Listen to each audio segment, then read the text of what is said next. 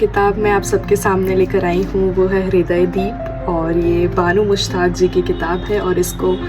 2025 में अंतर्राष्ट्रीय international Booker prize से सम्मानित किया गया है।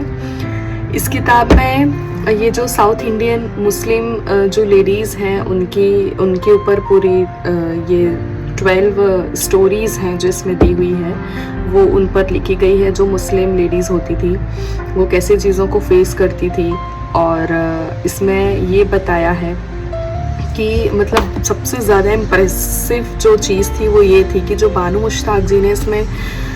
जो मुस्लिम लेडीज़ की कहानी बताई है वो एक सहने वाली औरत के रूप में नहीं बताई है। उन्होंने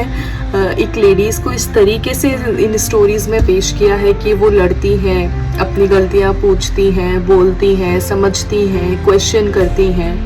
और कुछ कभी कभार चुप भी रहती हैं, कभी कभार सहती भी हैं, और उस चुप्पी में भी उनका आंसर छिपा होता है। उस तरीके से उन्होंने इस पर्सपेक्टिव से और इस तरीके से उन्होंने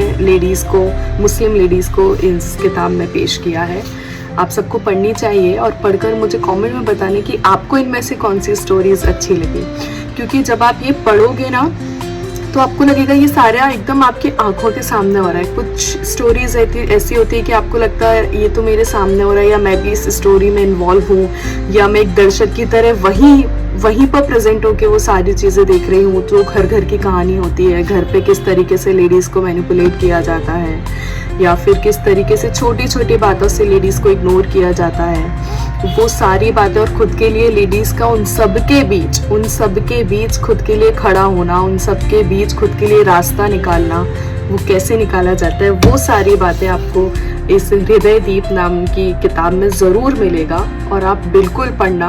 और मुझे बताना आपकी इन 12 कहानियों में से सबसे प्रिय कहानी आपकी कौन सी है, और आपको क्यों वो प्रिय लगी, इसका रीज़न भी मुझे ज़रूर बताना। Thank you.